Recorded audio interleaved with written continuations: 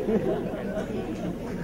evening, everyone. I'm here to talk about this board game that my group is trying to promote here in the Philippines. I'm from the Philippine Go Association, and we are introducing this game called Go. So this is a board game, and it's quite new here in the Philippines, but it's been around for a long time already. It's a two-player game, a strategy board game. One player uses black stones and the other uses white stones. And this is a shot of the board. So the game is pretty simple actually, and that's one of the reasons that many people like this game. It's very simple, but the potential for complexity is very great. The object of the game is really to surround territories. That's basically it. So in the middle, black has surrounded some territory, in the lower right corner also, and the upper left, and then white has surrounded some territory. So you just compare how big your territories are, and the bigger the player with the bigger territory wins the game. The game is estimated to have originated from China 3,000 years ago. So it's the oldest board game that's still played today. It spread to Korea and then Japan. And it's Japan that actually spread Go to the rest of the world. That's why the popular name is Go, which is a Japanese name. This is from Hikaru no Go, an anime and also a manga. That's how I found out about this game actually, and how many of the new generation have learned about this game.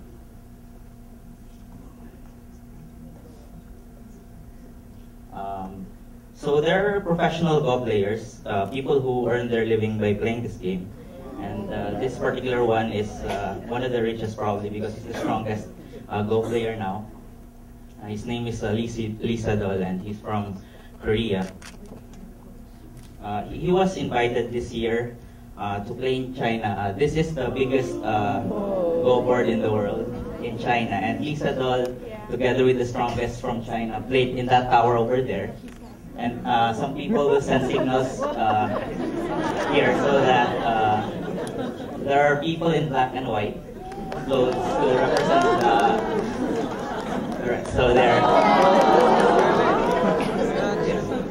This here is just an exhibition, but on the top side, and they actually perform martial arts before they go to their place. So like this one in the lower left part.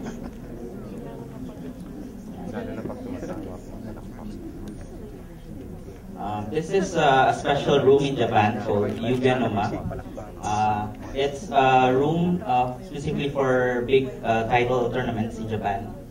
So this is a floor Go board. The players have to sit on the floor to play. There are about 7 titles in Japan. This room was built just this year. It was used in Fujitsu Cup in Japan. It's also like a championship room.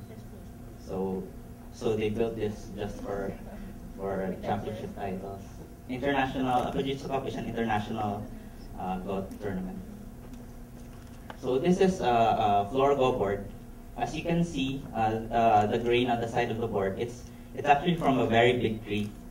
It's called Gaia from Japan, and it's considered to be the best tree for Go boards. And it's very rare, so the Japanese government has been monitoring the cutting of these trees, and so they have to wait for the tree to die before they can harvest it.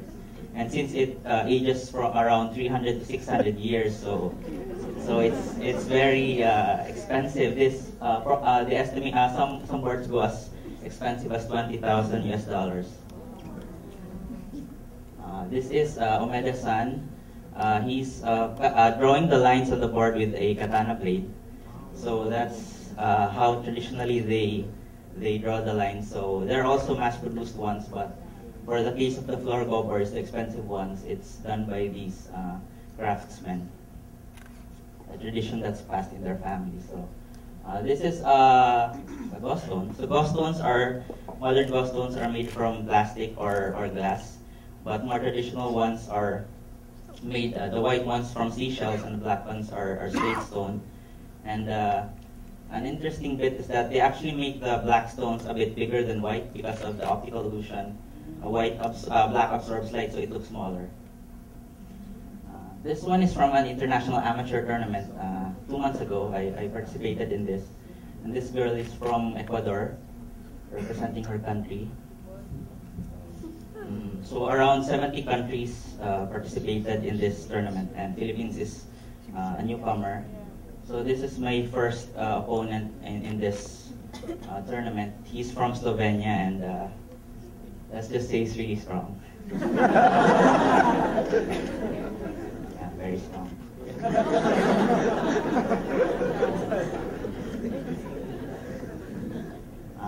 So that's me. This was from 7 months ago in Japan, the World Amateur Go Championship. I'm playing against Switzerland here.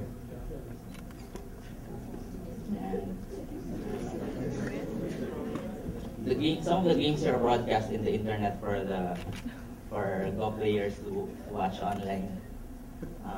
2 weeks ago, we went to an anime fair hosted by UP, and asked cosplayers to pose with the Go board as part of our promoting this game, and we had a Go booth there where we taught people how to play Go. These are my friends. This is in SM Marikina.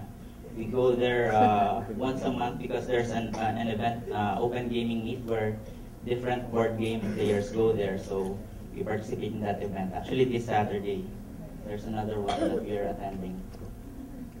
So we promote the game there. And so that's it. You can contact me at that email if you want to ask about this game. May org is the Philippine Go Association, and that's our website. And I'd like to thank these people for the great photos for this presentation. Thank you. Thank you. Thank you, Miko.